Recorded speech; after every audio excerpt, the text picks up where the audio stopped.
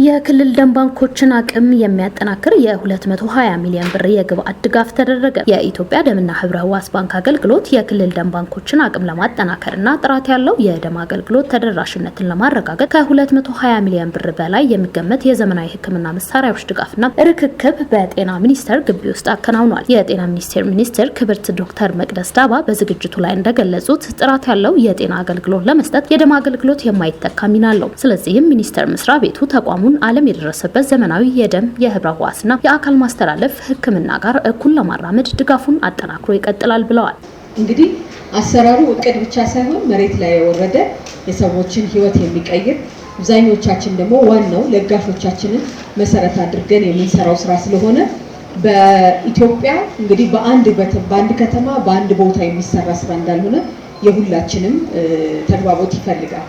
ለዛም ነው እንግዲህ የንብረት ርክክቡን ዛሬ ስናደርግ የተቋማት መጠንከር በተለይ ደግሞ የደም ባንክ አገልግሎትንና የህብረ ህዋስ አገልግሎቶቻችንን ከመጨመር አንፃር ከባለፈው ዓመት ጨምሮ ብዙ የንብረቶች ርክክብ እያደረግን ቆይተናል። አሁንም ደግሞ በዚህኛው የደምና ህብረ ህዋስ አገልግሎት ስራዎቻችንን ጥንቃቄ እንደሚፈልጉ ይታወቃል። ከበሽታ መከላከል አንፃር በጣም በትኩረት ከየትኛውም አገልግሎት የበለጠ በጣም በጥንቃቄ መሰራት ያለበት ስራ ነው። ለዚህም እንግዲህ ዘመናዊ የሆኑ የህክምና መሳሪያዎች፣ የማቀዝቀዣ መሳሪያዎች ያስፈልጋሉ።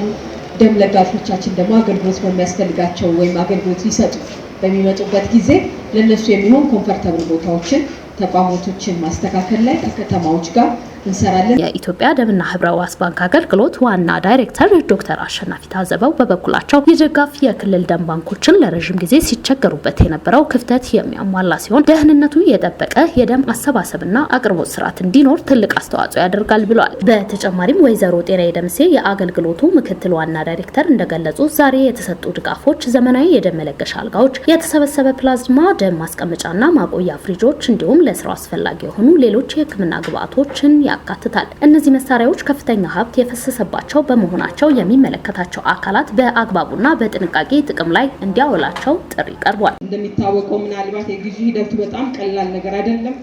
ከዚህ በፊትም ደም ባንኮች በእነዚህ ማቴሪያል ምክንያት በጣም ችግር ውስጥ የነበሩ በርካታ ደም ባንኮች እንደነበሩ ይታወቃልና ይሄ ግብአት መገዛቱ ለሁሉም ለክልል ደም ባንኮችም ሆነ ለኢትዮጵያ ደምና ህብረ ህዋስ ባንክ ትልቅ አቅምና ጉልበት ይፈጥርልናል ብለን እናስባለን። እንግዲህ የክልል ደም ባንኮችም ታሳቢ እንድታረጉ የምንፈልገው በዚህ ግብአት ላይ ቢያንስ ለቀጣይ 3 ዓመት ያለምንም ችግር እንደምንሰራ በዚህ ግብአት ላይ ደግሞ ግዢ እንደማንፈጽም አውቃችሁ አጠቃቀም ላይ በደንብ ፎከስ አድርጋችሁ እንድትሰሩ አደራ ማለት ፈልጋለሁኝ።